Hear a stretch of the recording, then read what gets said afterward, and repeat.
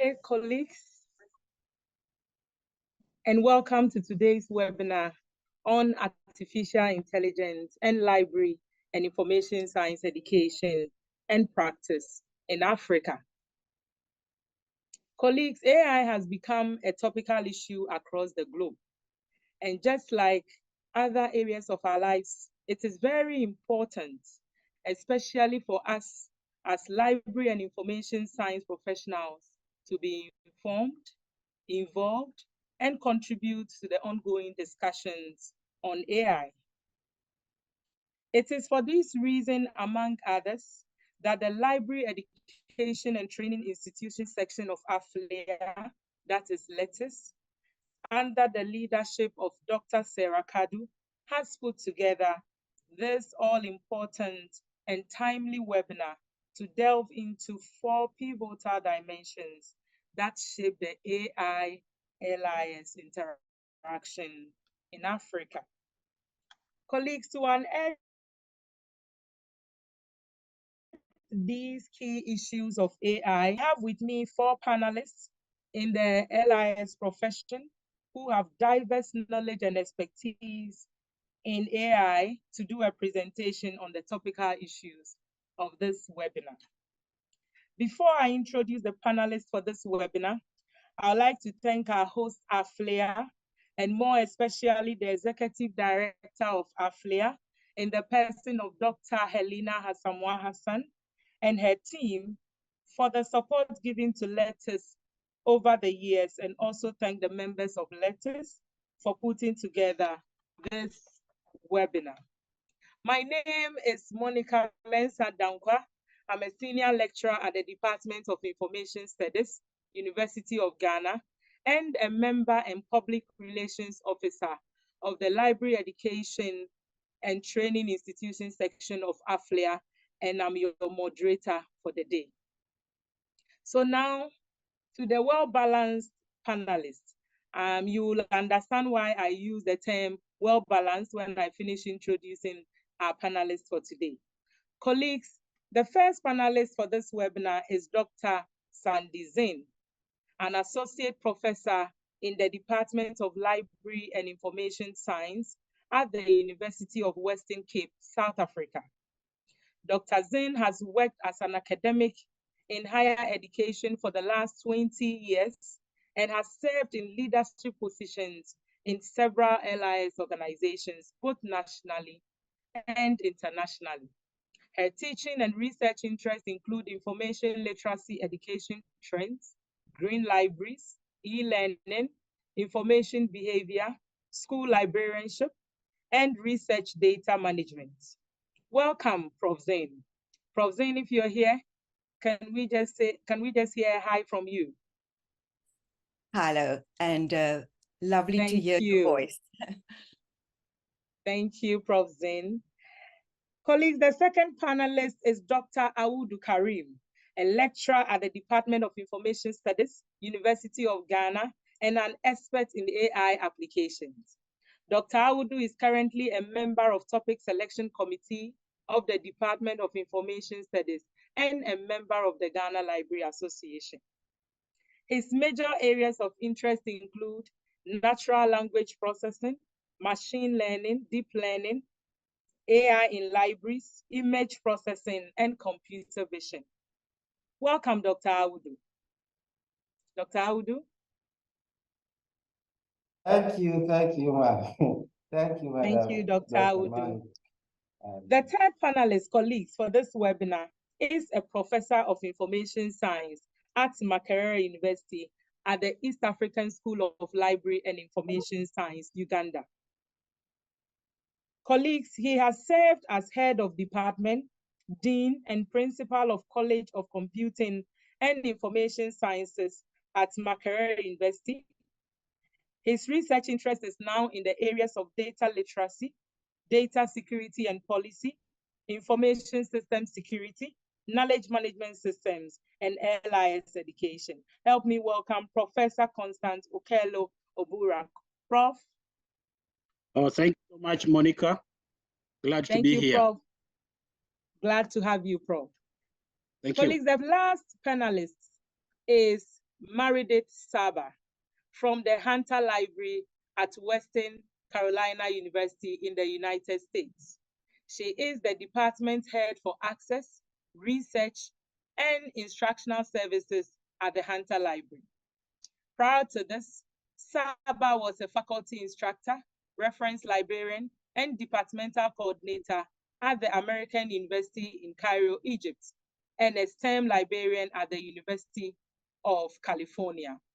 At both universities, including her current institution, Meredith has served on provost-appointed projects and councils, including campus-wide artificial intelligence committees. Welcome, Meredith. Thank you very much for having me this morning. Thank you, Meredith.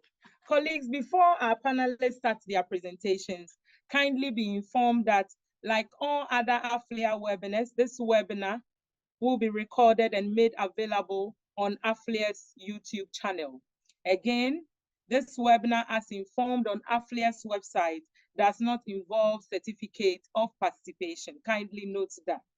Finally, colleagues, you may put your questions, your contributions, and/or concerns in the Q&A as the presentations are going on, and all questions will be addressed by the panelists after the presentations. So without wasting my time, I would invite our first panelist in the person of Dr. Sandy Zen. Doc, if you're ready, we are ready. So good afternoon, everybody. And this is the first time that I present on AFLIA. And it's so lovely to be with everybody from my continent, Africa. Today, I'm going to, in my 15 minutes, look at a quick definition of generative AI. I'm going to look at some applications of generative AI in libraries, and then focus a little bit more also on information literacy. Let me start off by looking at a definition. So in late 2022, generative AI in the form of ChatGPT took the world by storm. And it's been said that the adoption was faster than was done on TikTok. So generative AI is an AI capable of generating text, images, or other media using generative models.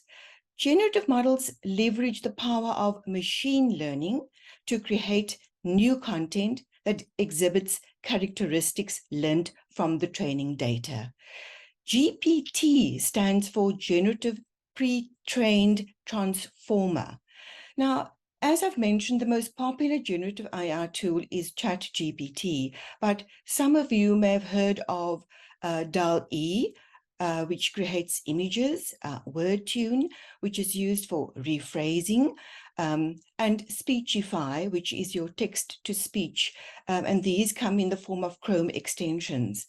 So ChatGPT, it's a large language generative AI model, sometimes abbreviated to LLM, that builds on the work of past AI technology. So it's evolved out of that, and it uses natural language processing to interpret data and reinforcement learning to get smarter. So let me start off with looking at research librarians and how generative AI can be of assistance, or how it's been used, or how it can be used. Well, firstly, I had looked at a study by Wang and others, and I know that there are research librarians that are involved with systematic literature reviews, and what their study did was it looked at the use of Boolean queries, and they found that ChatGPT has a great potential in generating effective Boolean queries for systematic reviews. And this is especially important for rapid reviews where people are time constrained. With that in mind, I then looked at an AI research assistant called elicit.org. It's now been updated to a pay version, elicit.com, although the free version is still around. And what this does is it automates the research workflow, like, the parts of a literature review. So you can save and export your work to citation managers such as Zotero.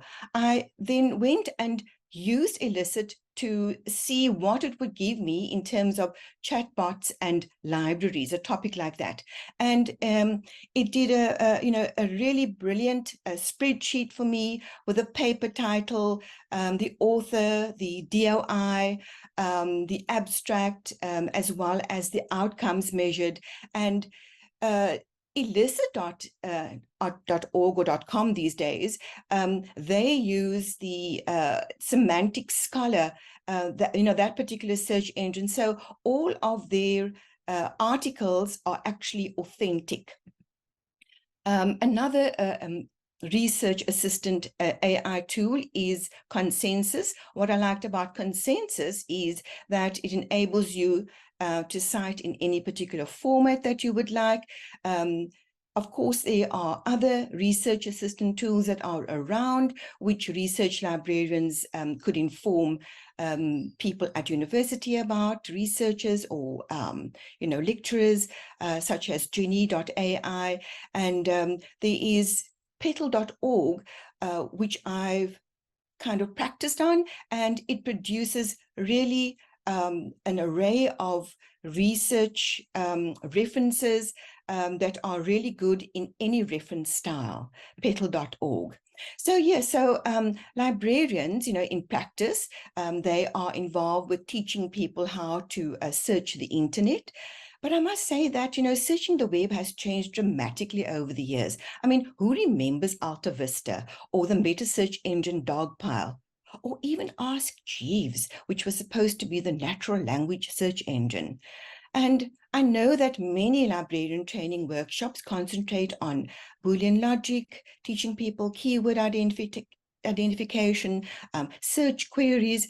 And I'm saying that, in the future, this kind of workshop will either become unnecessary or there will be a decrease in interest in it, because these natural language questions can ask AI tools, and they can produce all of these specs. So I then looked at the question of evaluating websites, which is also what librarians teach.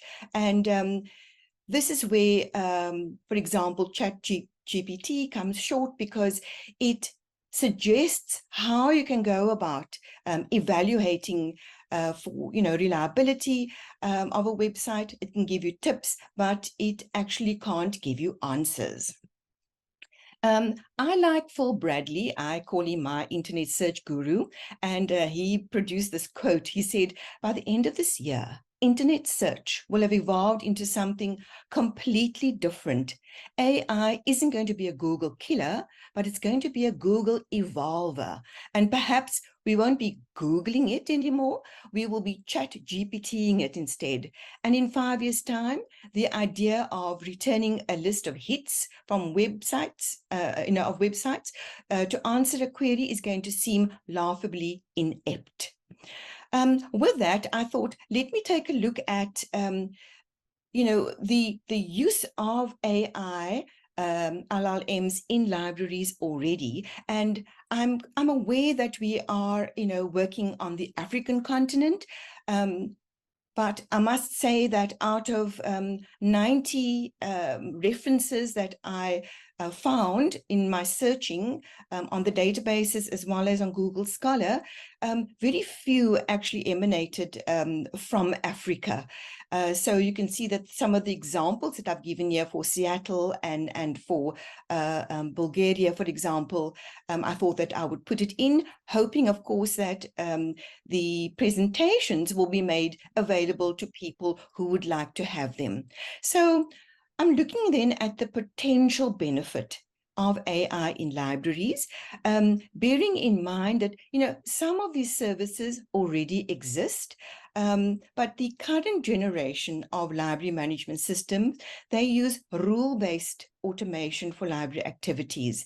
And I think that AI is going to enable enhancement of these services and improve access to these resources. But in order to do so, I think, and my other colleagues who are going to speak after me are going to talk about the kinds of skills that are going to be needed in libraries. You're going to have people, need people who have programming skills, who have database modeling skills, machine learning, those kinds of specific skills to enable these kinds of services. So yes, book recommender services, these sort of day-to-day virtual reference, which we see as, Ask a Librarian service, then outreach events and programs, library policies and procedures, collection development, text analysis. Already the Library of Congress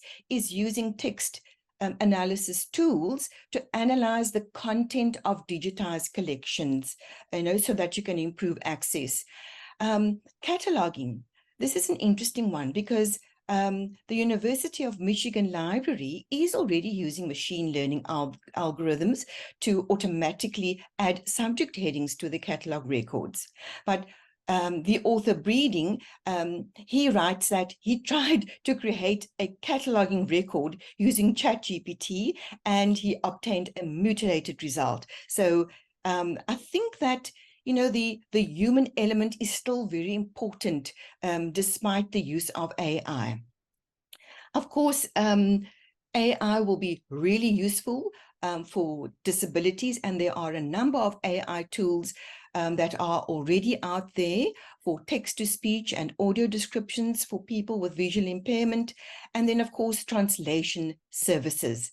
But let me focus a little bit more in my short time with you on information literacy, which is another area which librarians in their practice are involved in. And I think that AI literacy is closely connected to digital and data literacy because AI uses digital data and algorithms, and AI is becoming more integrated into the tools that we are using every day. And I think it's through information literacy that we can successfully teach people about the benefits, the drawbacks, the dangers of these AI tools. For this presentation, I've been looking and I've been using the ACRL Information Literacy Framework for Higher Education, I think, which was released in 2015. And, unlike some other models, which may be processed models, this particular model uses threshold theory, and they use frames. There are 6 frames in this model, and I'm going to concentrate on 3: research as inquiry, information has value, and searching as exploration, to see how we can actually address issues of AI, and in particular ChatGPT, which is the most prolifically used one. So if I look at the frame information has value, this frame states that students have to learn the importance of giving credit and proper citation and attribution. So students will soon learn, if you were to give them a lesson on ChatGPT, that it does not produce authentic references. And students need to be aware of fictitious but often convincing sounding references that ChatGPT can produce. And I think that students need to know that they need to steer clear of ChatGPT for citations. If I look at the frame research as inquiry, and here I'm quoting from the ACRL, they say that learners who are developing the information literate abilities deal with complex research by breaking complex questions into simple ones, limiting the scope of investigations.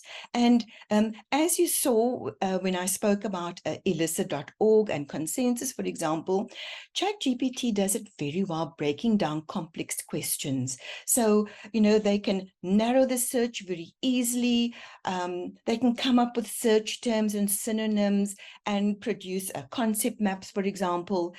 So it's because ChatGPT uses natural language.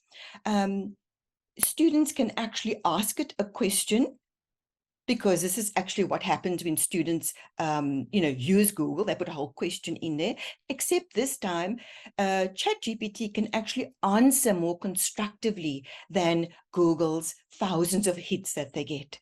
So I think also that we can teach students that ChatGPT has its biases. So students need to be aware that marginalized voices may be too weak for ChatGPT to have picked up. And like all good scholars, students need to use ChatGPT as one of many tools in order to get their ideas. The third frame that I want to focus on is searching as exploration. And as the ACRL explains, searching is, and I quote, nonlinear, iterative, and it requires evaluation of a range of information sources and the mental Okay. flexibility. Sorry. Yes, dear? Sorry, Prof. Zin. Yes. Am I going over my time? You have about 2 minutes more to wrap up. Thank you. Okay, thank you so colleague. much. All right, it's this is my second last slide. So looking at searching as exploration, we are teaching them about evaluation. We are teaching them about, becoming familiar with different tools and different sources of information. And ChatGPT does not evaluate itself. This is what students will learn if they are exposed to ChatGPT in information literacy classes. And as librarians, we teach information literacy, and it instills in students the importance of evaluation of sources and tools, and for students to become aware of the variety of sources and tools. In the past, librarians shunned Wikipedia, and today I think that librarians show students rather how to use it effectively in their learning. Similarly, with ChatGPT, I think that librarians need to be flexible enough in the adoption of new tools, and they need to embrace it and show students how to rather use it ethically and responsibility. So these are my short minutes talking with you all. I thank you for listening. Of course, there are loads of applications, but I thought that I would concentrate a lot more on information literacy and just give you an idea about what research librarians could be doing with ChatGPT and generative AI. Thank you for listening. Thank you, Prof. Zin. Thank you very much for this wonderful presentation. Thank you. Obviously, with AI, as you have indicated, we will indeed not be Googling, but be chat GTPing in no time. Colleagues, I'd like to remind you once again that you may put your questions, concerns, or contributions in the Q&A. And after the presentations, we would attend to them. Colleagues, it is time for our second speaker, Dr. Audu Karim. Doc, if you're here, you have the floor. Right. So, good morning, everyone, and good afternoon to some of you. I am honored to be part of this webinar as a panelist to speak on a topic of great importance in the context of our continent. AI and memory institutions, archives, museums, and galleries. This is a subject that pertains not only to preserving our rich history and culture, but also offers tremendous potential for advancement and accessibility in this rapidly evolving era. Africa, with its diverse cultures, languages, and histories, is a continent teeming with treasures needing to be preserved and shared. Archives, museums, and galleries serve as the custodians of our past and the gatekeepers of our shared heritage. However, they face some challenges, including resource constraints, fragile artifacts, storage and preservation, and the need for greater accessibility. These challenges, however, can be addressed through the integration of AI, artificial intelligence. AI is the driving force behind the digital revolution, and its applications in memory institutions can revolutionize the way we document, preserve, and share our history and culture. I would briefly speak on some of the key areas AI can make significant impact. And the areas that I would like to speak on include the following. Hopefully, I'll be able to do that quickly before the time. I am not going deep, I'll just speak on the points. Cultural heritage protection, data management, digitization and preservation, etc. So beginning with cultural heritage, museums and galleries play a vital role in protecting and preserving our cultural heritage. AI, on the other hand, can assist in monitoring, detecting, and preventing thefts of artifacts, artworks, and documents in our collections through the use of AI-enabled security systems. Like Prof did, I was trying to look for examples for our African context, but I didn't, as far as I said, I couldn't. But so in the Q&A, if somebody in any country has some of these things, it could be good to bring them out so that we all learn from that. The next, data management. Archives store vast amount of data. AI-driven data management systems can organize, classify, categorize the information in the archives automatically and faster and conveniently, making it a lot easier to access and utilize information from the archives. This will certainly save researchers and scholars significant amount of time in locating information from the vast ocean of data in the archives. Digitization and preservation. Many precious artifacts and documents are at risk of being lost if they have not been lost already due to environmental factors, deterioration, and theft. AI can help digitize and restore some of these artifacts, making them accessible to the future generations. This process will not only preserve the materials, but also allow for easy replication and access. Accessibility. One of the biggest challenges memory institutions face in Africa is ensuring that the collections are accessible to all. So I think I got to accessibility. One of the biggest challenges, like I was saying, memory institutions face in Africa is ensuring that the collections are accessible to all. AI can provide tools for translating documents into local languages and generating labels, creating audio descriptions, and transcriptions for artwork in local languages, etc., upon request, and thereby improving the overall usability and accessibility for all, including people with disabilities. When Prof was presenting, she talked about, she gave some examples of tools, text to voice to text, etc., some tools that disabled people with disabilities can use. Content recommendation. AI can personalize visitor experience. AI can recommend exhibits, artworks, documents, that match individuals' interest, requirements, criteria, and so on, thereby enhancing engagement and learning.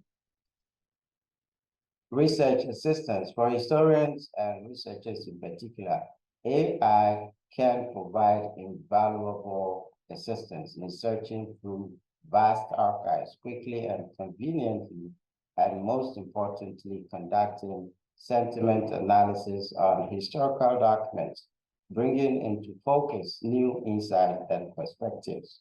Sentiment analysis is usually done through NLP, natural language processing, and also text analysis, and as well as computational linguistics, and so on, to systematically identify, extract, and study linguistic patterns, semantic and subjective information from the past. Photo identification. UG's Institute, University of Ghana's Institute of African Languages, African Studies in Ketia Archives, for example, has thousands of unidentified photos in its photo collections, taken by photographers in the 1970s and 80s. The archivists have a dilemma of how to identify the individuals or locations in the photos. A colleague, Dr. Nikwe Edwina, put the suggestion that perhaps the archivists could undertake a crowdsourcing project where some of the photos could be posted on social media for people to help with their identification.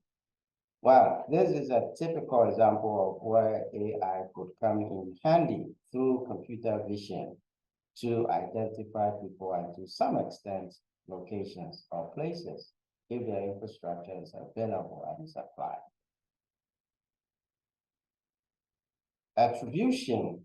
This is a very contentious subject when it comes to AI and in memory institutions as well. Recently, there was a publication about a painting that has been attributed to Raphael by AI. Though this has been questioned by some experts, some also have hailed it as a success. The owner of the painting currently is called TV Non, and the painting is called, I think it's famous, Brechi Tondo painting. This owner hired a team of scientists who used AI to determine that Raphael actually painted the work. In our museums across Africa, I'm sure there are quite a number of artifacts or artworks that are lost in code and lost in quotation. They are creators. AI can help us attribute works to their owners or makers. This point is a little bit out of our context, but I thought it can serve as a teaser, because in the African context, this might not be available in this period, but I thought I could use that and then share that so that going forward, we would think along the lines of using VR, virtual reality, and AR, augmented reality, in what is called virtual tourism to heritage sites and museums. The examples I'm going to give are one from Beijing and one from Dubai. So for lack of time, I will quickly give the one from Beijing and move on. In Beijing, for example, during the Olympic Games, they developed a new stadium they call the Bird Nest. To avoid stampede and allow as many people as possible to view it, they use VR, AR technology to allow people to actually visit the site virtually, go around it and view it from all kinds of angles, from every angle possible at the comfort of their homes. And it also had captions and notes and digital assistants with that enhanced portions for you if you couldn't see some parts of the exhibition. The assistant will even read information to you if you wanted, and so on. In the end, you would probably have a better experience than going out there, bearing in mind the graduate of traffic, queues, costs, etc. These actually were real images that were taken off the place, stitched together to provide a seamless 3D experience. And that this particular thing can be very helpful in our museums, especially. There are a few others I will jump because of time: restoration of artworks and digitized photo archives. Digitized photo archives have been around for a long time. AI has actually improved the experience. Then conclusion. Doc, do I have time? Dr. Monica, can I Dr. go? Karim, please, you may proceed to conclude because you have just Yes. 1 minute more. Oh, okay. 1 minute. Thank you. Right. Then I will finally go to my last, the conclusion. Finally, the integration of AI in memory institutions in Africa is a transformative endeavor. It has the power to safeguard our heritage, make it more accessible, and aid in the discovery of new knowledge from the past. However, it also demands a careful and ethical approach by striking a balance between technology and human expertise. Africa can preserve its rich cultural heritage and create a brighter, more informed future. Together, we can harness the potential of AI to ensure that African history, art, and culture are not just preserved, but also brought to life for generations to come. Thank you very much. Thank you all. Thank you very much, Dr. Audu Karim, for your presentation. Colleagues, once again, may I remind us to put our questions in the Q&A. And may I also inform you that most of these questions are being answered by the panelists and members of the letters, and hence some of you are already having your answers or answered questions. Colleagues, let's move on to our third presenter. So our third presenter, as I introduced, is Professor Constant Okello Obura. Prof, if you're here, you have 15 minutes.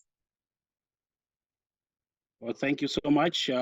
Yeah, first of all, I want to thank the organizers for giving me the opportunity to share what I think, and also based on some of the thinking of others outside there on artificial intelligence and LIS education and training.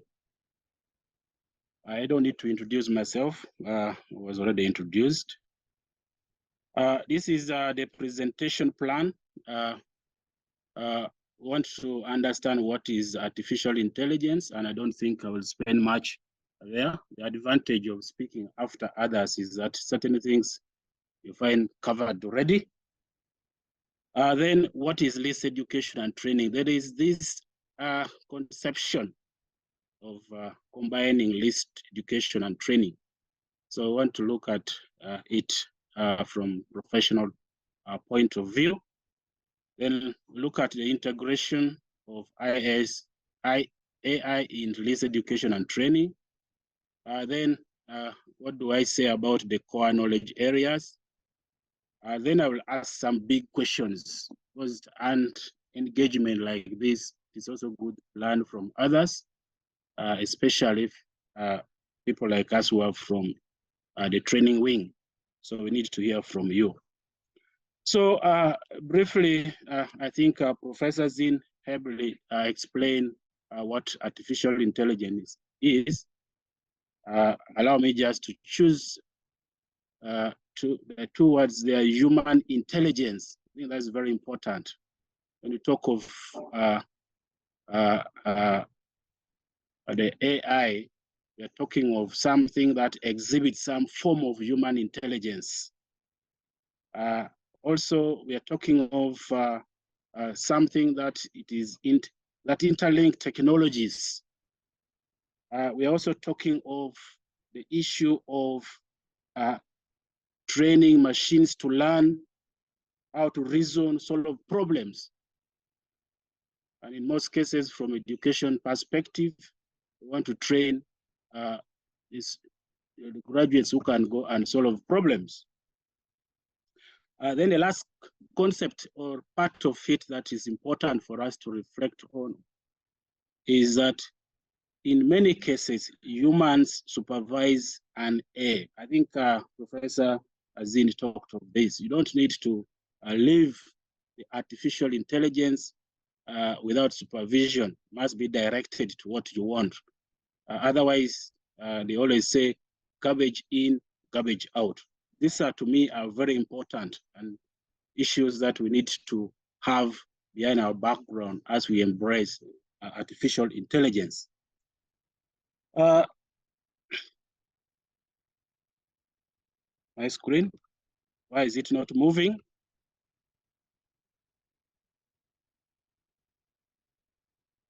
Okay, I think it is now moving. Now I come to LIS Education and Training. I think we need to understand this very well. A university is not a training institution. A university is an academic educational institution. And there is some difference between education and training. However, universities have been blamed for not producing ready-made graduates. Everybody who wants a graduate wants to go and straight away work with artificial intelligence in their libraries, documentation centers, etc. But the issue is education and training. And I'm happy that in this webinar, you have combined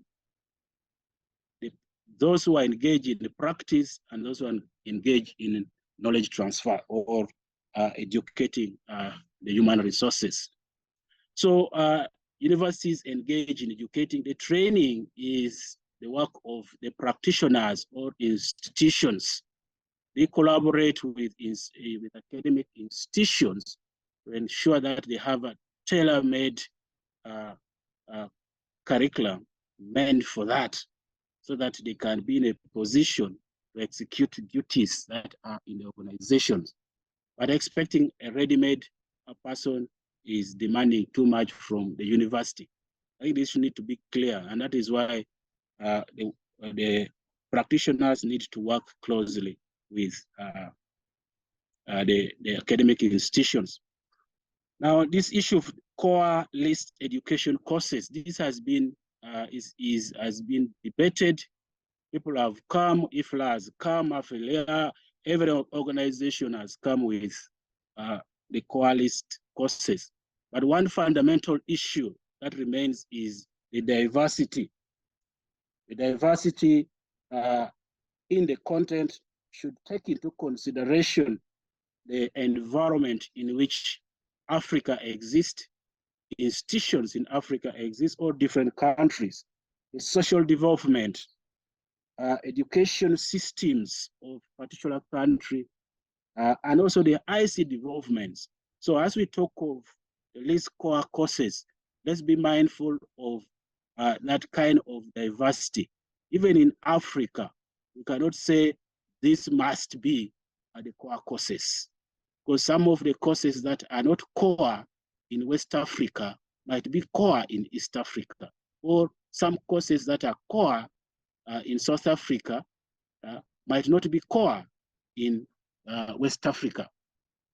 Or there are certain courses based on the social development are very core, or because of the environment are very core. So the issue of LIS courses, core courses are debatable. However, what comes into play is the artificial intelligence. Whether we want or not, it has come. Some people have been using in one way or another, or using without even knowing it is using artificial intelligence. Look at the learning management systems that have now integrated artificial intelligence. Somebody might be using a learning management system, but not knowing. So that one, no question about it. And this is, I believe it is a reason as to why the organizers felt should be there. So these are some of the AI that can be used in learning. The first speaker heavily talked about chose ChatGPT, but there are quite a number of artificial intelligence that we can use in teaching and learning. And at the end of this presentation, I would like us to make a reflection of the extent to which we have used this in teaching and learning, training our graduates that are needed to be employable in this, the sector outside there. So if we agree that artificial intelligence is core, now, how should we integrate it as LIS educators? And I would also love to hear from the practitioners. Could there be something that is not well captured that we need to reflect on in terms of curriculum development that integrate AI? Because you are the one expecting the product. We are trying to model the product to see that they fit outside there. So could there be some area? So I'm saying that one, understanding artificial intelligence fundamentals should be very important. We need to integrate this so that somebody goes outside there is well conversant with the basic concepts that are in artificial intelligence. Data management and analytics. These days they say data is gold or data is hot cake, whatever it means. All are geared to emphasize the value attached to data. So data management analytics, because AI deals with data. So a student, a graduate leaving a university should be conversant with the management of data. Information retrieval and such technologies, key. These are key aspects of artificial intelligence that now we need to integrate into, because this is what AI does. So we need to train students in advanced such techniques, including those that have been powered by artificial intelligence. I think this was mentioned from a practice point of view. I remember also talking of cataloging. So we need to include information retrieval and such techniques. Automation and robotics. The understanding of automation.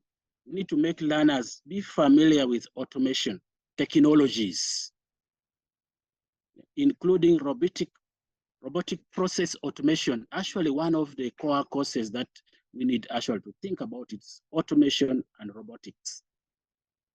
This also calls for the LIS professionals, the LIS educators, to some extent, retool themselves if we are to respond to the challenges. So digital libraries and repository management. People are managing repositories. Universities are creating repositories. Artificial inclusion of knowledge and skills in managing digital collections, which now artificial intelligence is making a significant contribution as far as the repositories management is concerned. Issues to do with utilization of resources and the digital preservation efforts need to be addressed in our curriculum. Then the user experience design. You can personalize artificial intelligence. You can personalize the services. So how do we make our graduates be in a position to personalize? Professor Zim gave so many examples, but the challenge is on us to see how we can design or make our students really be in a position to come up with personalized designs for especially personalized services. Cybersecurity awareness, very important. I think I also forgot something at the beginning, the issue of ethics, ethical usage of artificial intelligence must be integrated into our curricula. So when you look at cybersecurity issues, there are ethical issues that are also involved. So we need to educate our students on the intersection of artificial intelligence and cybersecurity, and make emphasis on securing AI systems and data. Very important. Somebody talked of issues of plagiarism. Very important. I know the publishing houses, some of the publishers, they are now putting into policies of how to handle some of the artificial intelligence, like ChatGPT. There were authors who wanted ChatGPT to be co-authors, because when you involve ChatGPT, it does for you a lot of things, especially in research. So are you going to make ChatGPT a reference or a co-author? So these have been debated, and some publishing companies have put it as policy that they cannot accept ChatGPT to be a co-author. So all of this rotates around the ethical issues, the cybersecurity, the awareness. So continue learning and adaptability. There is too much of learning, personal learning, that is involved in artificial intelligence. Somebody mentioned just this afternoon that there are issues of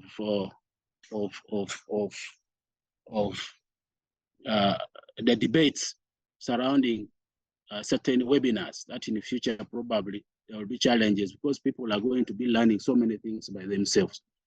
To what extent, as educators, are we instilling this into our students, especially in terms of curriculum orientation? Research, if time allows, I'm going to show an example of how we can use a ChatGPT, for instance, in research.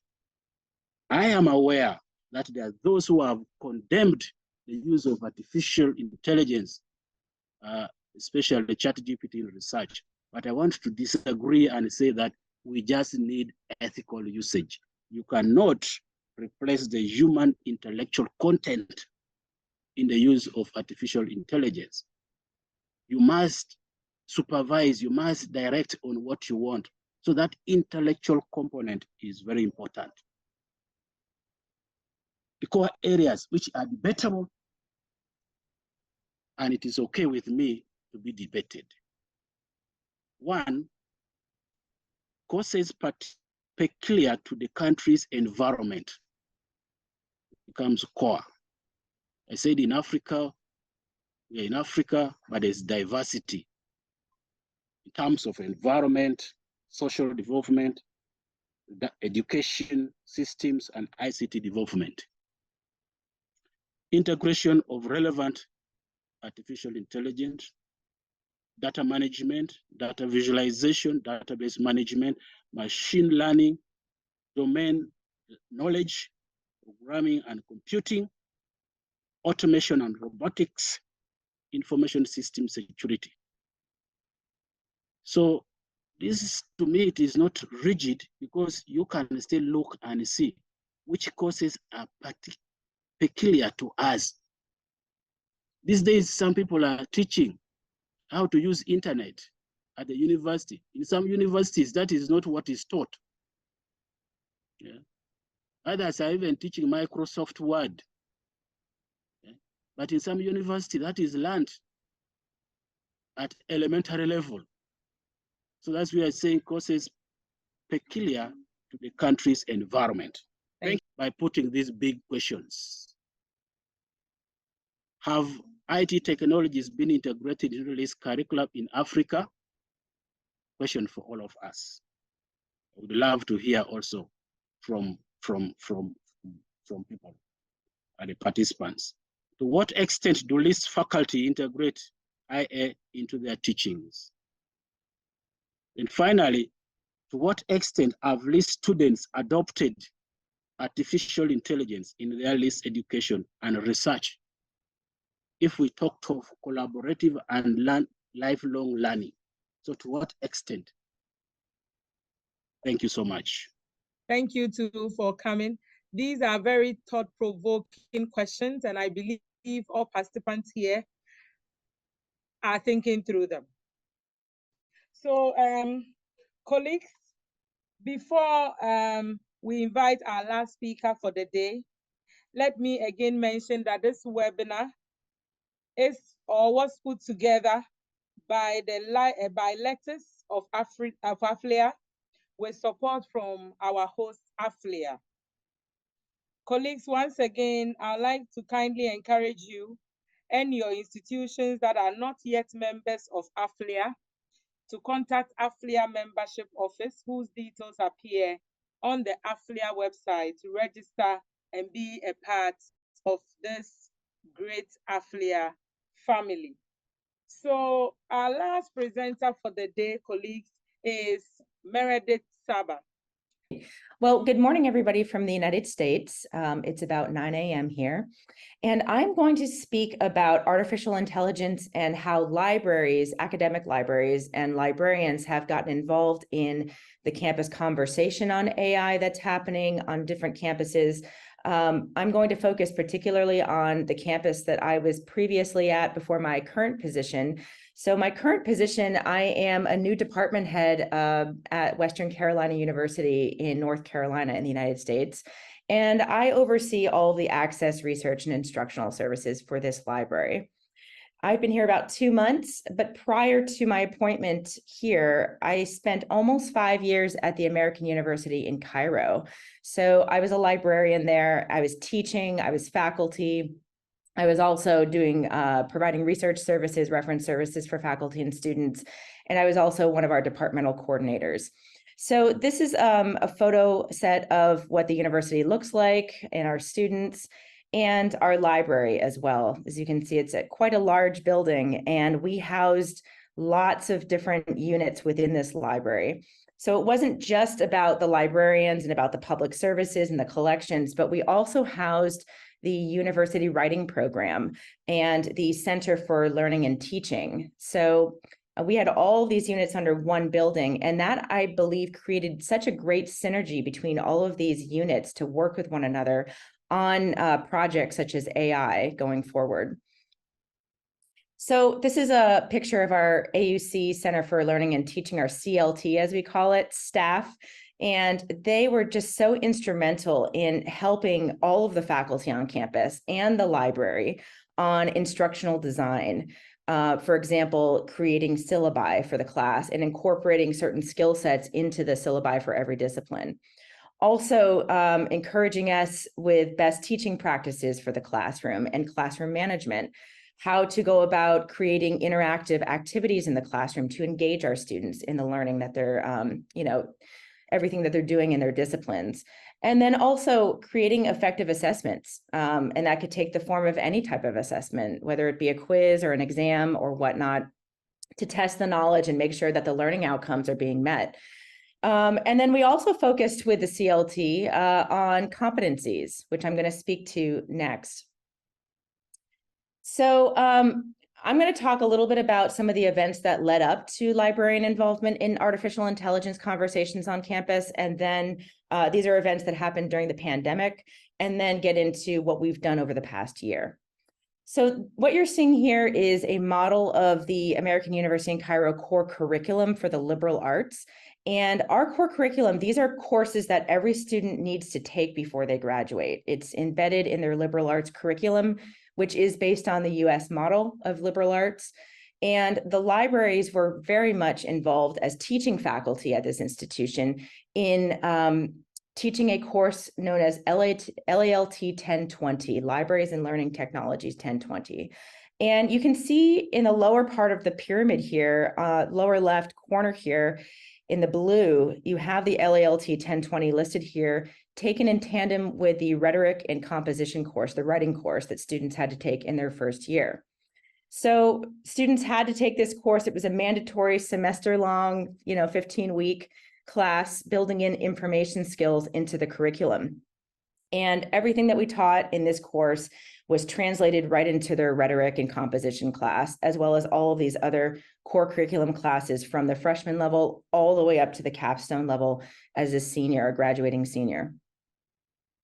Now, we based a lot of these different courses in the liberal arts model off some of these competencies. And so back in 2019, 2020, we knew that our core curriculum was going to be going up for reaccreditation in 21, 22. So as a faculty, as a collective liberal arts faculty, including the library, we were all very focused on making sure that we incorporated all the necessary skills that students will need in this day and age to graduate with a certain set of competencies that employers are looking for now in a global digital information society. So as you can see here, the AAC&U value rubrics, this is the Association of American Colleges and Universities. This is a set of faculty that represent different universities in North America. And what they did over the last decade is they came together and they said, well, what sort of core competencies do our graduating seniors need by the time they leave college to be successful in this world? So they came up with these 16 value rubrics, and you can see here that information literacy is listed among the critical skills that are needed for college graduates in the 21st century. So we also have things like global learning and intercultural competence and awareness of global issues in one's field. So these are very important for students going into the workforce now. So fast forward to the pandemic and 2020 into 2021, we were looking at these competencies and we were looking at the current situation with online learning and students transitioning from that physical environment to all online. And some students, particularly our students in Egypt, did not really have a set of online skills that should have been, cultivated maybe by other institutions in other countries. We were actually all face-to-face completely. We had no online courses up until this time. So that was a major shift, not only for our faculty, but also for our students to teach and learn online. But we said, what kinds of skills do our students need for the online environment, given that everybody's learning online and working from home at this point? So we formed a committee together, which I'll get to in a few slides here. But essentially, we have, with the emergence of this pandemic, this discussion among faculty online about digital literacy skills. And this was mentioned in Professor Zinn's presentation about an hour ago. And, the idea that students need to be able to find information online. They need to be able to select and access certain pieces of information. They need to critically think about that information, and they need to be able to evaluate it for quality to make sure that you can trust that information. This is all part of building digital literacy skills, in addition to things like data privacy, online safety skills, and netiquette and things like that.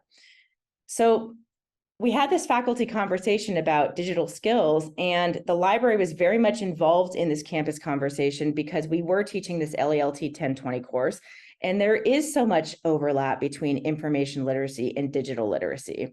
And we were already teaching many of these skills in the LALT course, learning how to identify sources of information, the best sources for the research topic. And then how do we teach students how to find and locate those resources?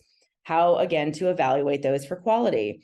And then how do you actually take those sources once you've evaluated them and determined these are good sets of data, or this is a great report to use, or I can trust this journal article? How do you then apply that into the discipline? So to solve a problem in the field or to make a decision. So also acknowledging where you got your sources from. So we were teaching students about citation skills and ethics and things like that, copyright issues, fair use, et cetera.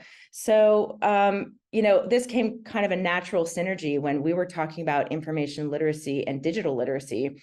The campus had formed at this point over the pandemic a digital literacies committee that was spearheaded by the Center for Learning and Teaching, by our CLT.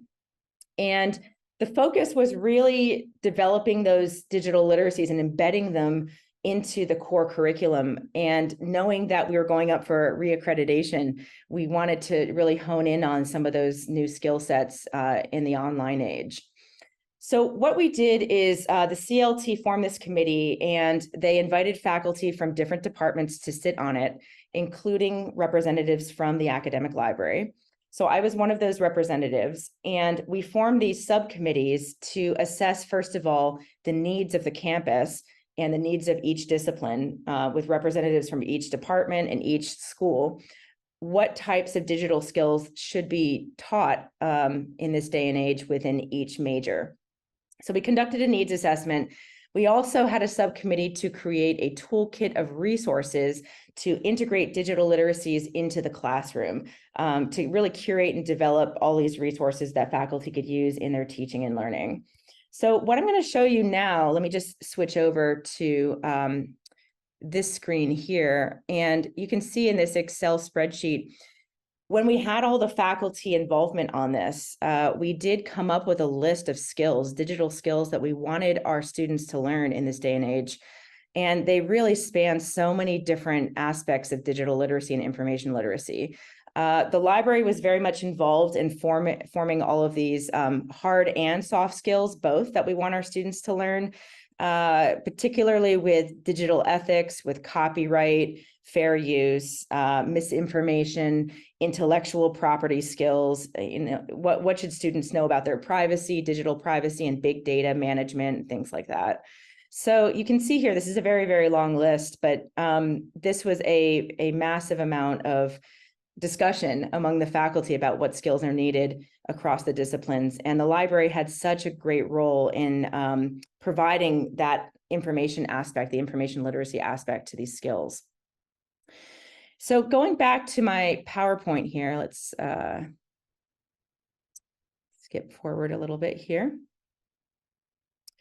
Okay, so the other thing that we did once we developed resources and ideas, we offered a lot of workshops. This was the library in tandem with the Center for Learning and Teaching in the same building. We offered a lot of professional development workshops and online forums for our faculty and some of our students too, if they wanted to come in and discuss the student perspective on using different digital and online tools in the classroom, what's working, what's not working, what types of tools are effective, what should we be teaching our students how to use in terms of those hard skills and those soft skills as well for digital online information.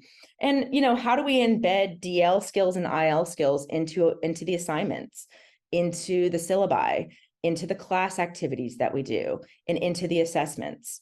So that was all sort of the precursor to the AI stuff. And once we got into 2022, with the advent of ChatGPT in the fall of 22, we actually formed an AI task force that was sort of a stem off from that digital literacies committee prior during the pandemic. And the Faculty Senate also got involved in some of this because it really does deal with curricular information and curricular changes and policies and things like that need to go through faculty governance. And at the time, I was sitting on the Academic Affairs Committee as a representative of the library. So I could include the library perspective and all of my colleagues' perspectives in on the discussion on the Senate committee when it came to policymaking and guidance with moving forward with the AI information and the AI proliferation of use on campus. So I'm going to get to the policies in just a sec. I do want to talk about professional engagement, because before we actually formulated these policies campus-wide with this committee with the Senate, we actually had the CLT and the library work together to promote events where the faculty could come together in the fall of 22 and in the spring of 23 and start discussing some of the issues that they're seeing in their classrooms with AI, and talk about some ideas with how we could formulate assignments and incorporate AI into the majors, showing the benefits of all of these tools, but also the limitations of these tools. So how do we go about, doing that? What's working, what's not? So we shared a whole lot of ideas in these discussions and forums and workshops that were put on with the library. And I can show you. Let's go forward here. Okay, back to my browser here. So as you can see here, this was the first set of emails that was sent out by the Center for Learning and Teaching on AI for faculty to come together and start these conversations. So, registering for all of these events. The library had a hand in this in developing some of these workshops. So we had these community circle conversations around AI, just open conversations, very informal. Let's talk about what we're learning about ChatGPT, because it was an ever evolving, tool. Much like COVID, people didn't know much about ChatGPT early on in the fall of 22. But then as more information came out about it over the months into the spring of 23, and we learned its capabilities, its limitations, a lot of misinformation, right? For example, we were able to, converse about some of the issues as they cropped up together as faculty, as a circle. And so you can see we had multiple, in the spring of 23, had multiple workshops, artificial intelligence and how to navigate your teaching and learning. We also had conversations related around assessment and academic integrity. And one of our librarians, actually, not myself, but a colleague of mine, was sitting on the academic integrity committee on campus through the Senate. And so his perspective was invaluable as well, because he was bringing that committee's thoughts and work to the artificial intelligence discussion as a campus whole on this, and really added something to this workshop. So, the next thing we did is going back to my PowerPoint with policies and with the Senate involved, we did talk about guidance, how we should look at this from different standpoints. From a policy standpoint, should we police it? Should we not police it? I think that the general consensus was, well, it's much like the internet. It's here, and there's great things about it, and there's not so great things about it. But it's something that everybody's going to use. And so we might as well embrace it and find ways to structure our policies such that we're teaching people how to use it ethically and responsibly. But, also giving them the leeway to experiment with it and so forth. So we did have some guidance that we formulated for faculty and students on the use of AI tools. This did go through the Senate for approval and the Academic Affairs Committee, just to make sure that people had different perspectives on this and concerns that were addressed and so forth. And it was published.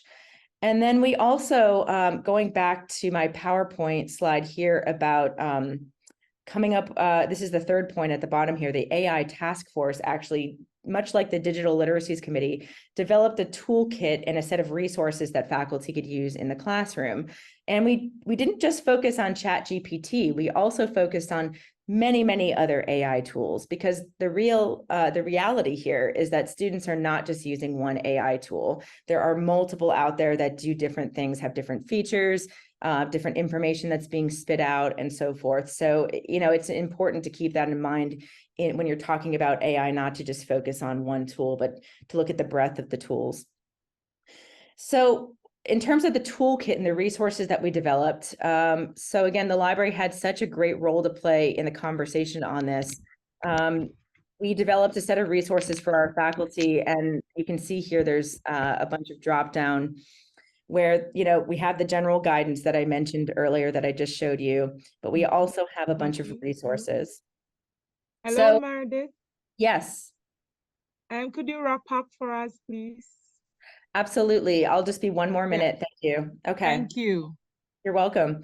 So we have a bunch of tips to get started with your classroom, and we also developed a set of strategies for talking with your students about AI, where to start, how to add something in your syllabus about it, talking about it during the first week of classes to set the expectations, throughout the semester, how to integrate AI into your assignments, how to develop assessments with critical skills with AI. And that we also had a list of how faculty are addressing, these are assignments for how faculty are addressing AI in the classroom, with suggestions for how to formulate an assignment in each discipline. So you can see here, we had a whole list of faculty contributions for assignment ideas.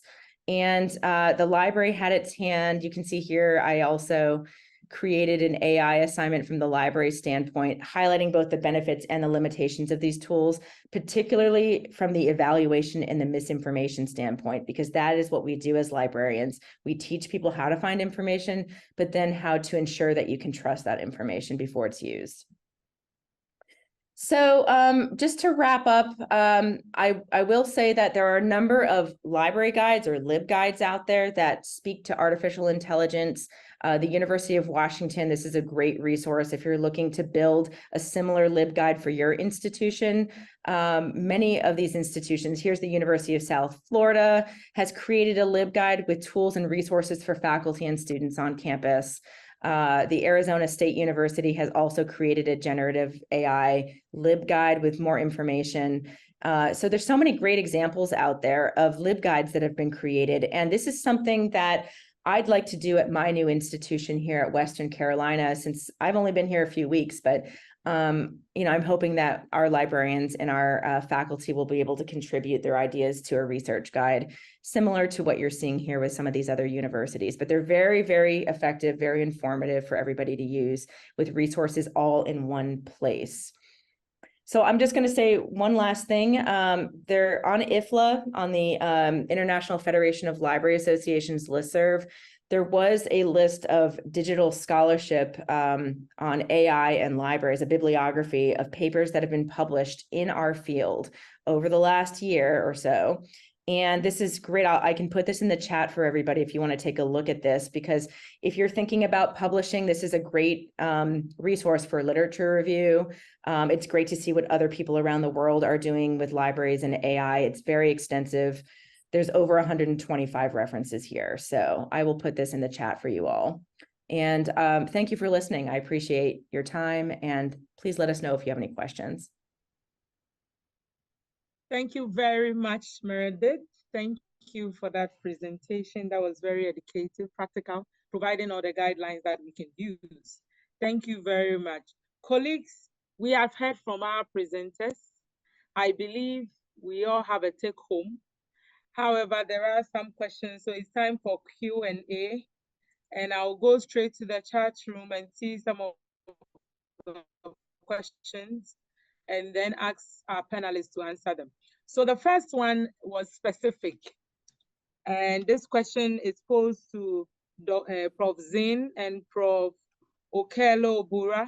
So the participant is asking, in certain countries like the Netherlands, LIS programs have been phased out as a course in universities. In light of the progress in ICT and AI, particularly in information management and query response, do you think that library and information education and training maintain their relevance in the modern world? I believe the only question the person is asking is to find out what specific areas the LIS curriculum could prioritize. So that is to, when it comes to AI, what specific areas can the library and information science curriculum prioritize? So that is to Prof. Zin and Prof. Okilo. I'll call you later to respond to them. So kindly hold on. I'll take the next 4 questions and then we would go ahead. So the next question is asking, or the next person is asking, I think it would be possible to create, okay, so this is fine. So I think Prof, I'll just go straight to Prof Zin. Prof Zin, if you can hear me. Yes, I can. We want, okay, so we want to find out what specific areas do you think the LIS curriculum could prioritize when it comes to AI? Okay, I responded in the Q&A to that question because I think that, you know, maybe in some countries they have discontinued library and information science education and training, but certainly in many countries worldwide, there are still curricula for the training of librarians. And in terms of where we can actually include it, I think that AI needs to be included in all aspects where it's necessary. So, I mean, I can easily see, because information literacy is my area of expertise, I've already started looking at how to incorporate it into information literacy. But I think that, you know, with, as I said, with cataloging, you can do so. I think that the teaching of digital and data literacy, certainly. And I think that we may need to incorporate more of the kind of technology training. I know that in some universities, they focus a lot more on information science.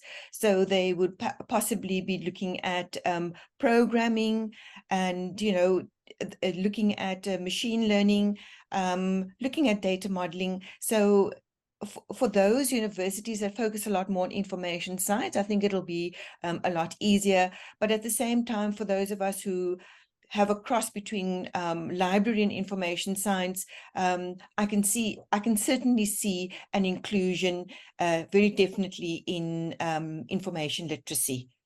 Perhaps my other colleagues can, you know, come up with other suggestions within the curriculum. Thank you. Yeah, thank you. Thank you very much. Okay. Oh, Dr. Ahead, Monica, Prof. I was trying to save go ahead, time. Prof. Yes, go ahead. I hope it's okay with you. Yes. Yeah, I think I want to agree with my colleague who has really responded. But the issue, I don't think dropping, I don't think dropping LIS from university curriculum or university list of programs started because of these current developments in the artificial intelligence, etc. This has been evolving over years. People have been even revising the names of the programs, revising the names of the schools. So there have been a lot of evolution taking place in the profession. I remember one time, I think University of Cape Town, if I'm not mistaken, also removed the program sometime back. Others merged them. So these are things which are happening, and we shouldn't be scared. The only thing is we must accept to join the transformation. That is very important. We must accept to join the transformation in the profession, the changes that are taking place in the profession. It is a must if we are to stay afloat. Very important. Somebody asked about the courses, that the core courses that would, I think in my presentation, I don't know whether you could allow me to try to share.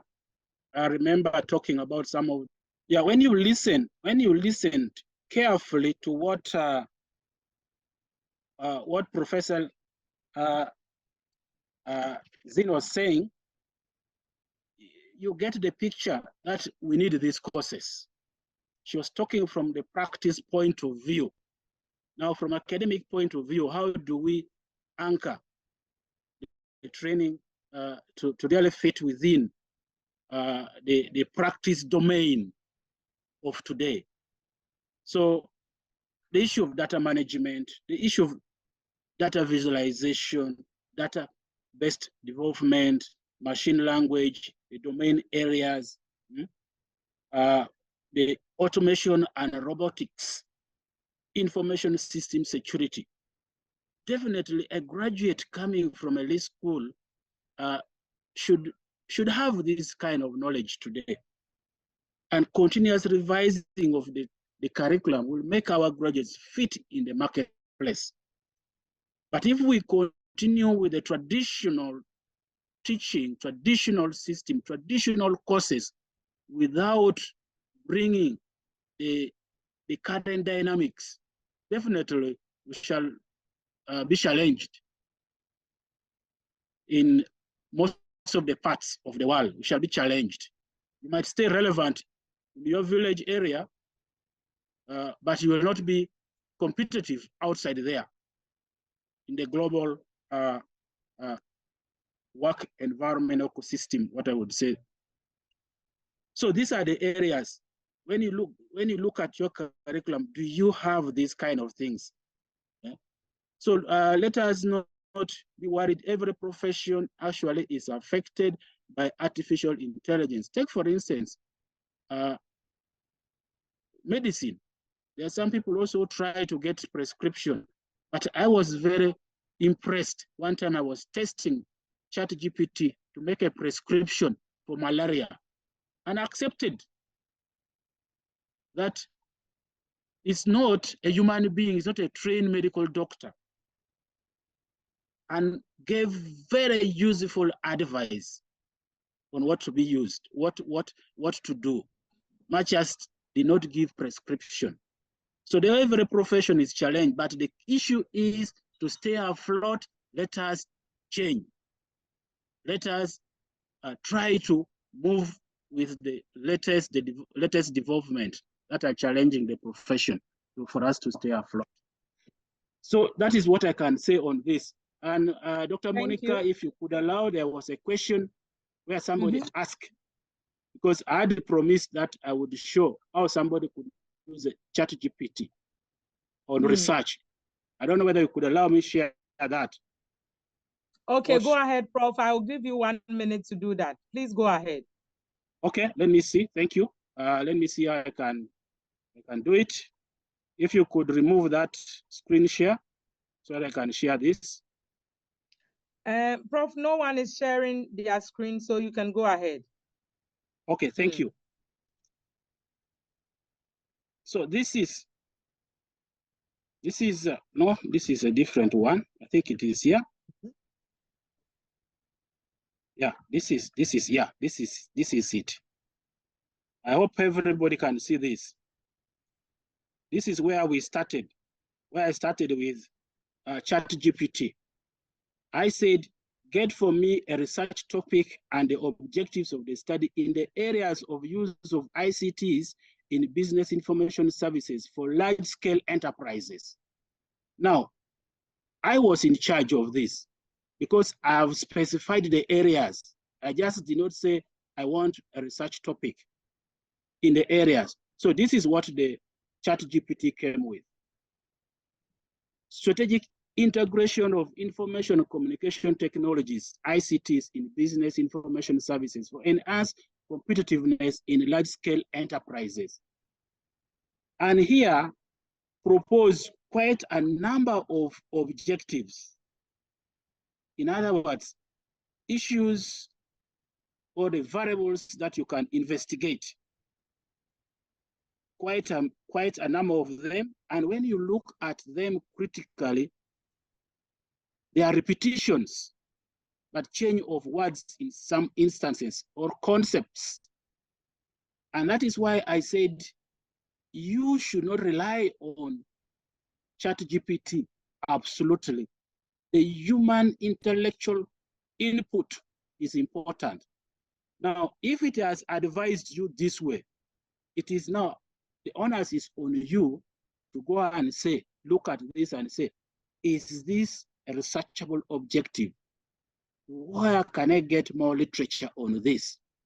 How can this be an issue in the context of my study? Go to journals, go to what, read around that. In other words, ChatGPT would have helped you in thinking in the direction to take, but have solved the problem. This must be very clear. Thank you very much. Thank you very much, Prof.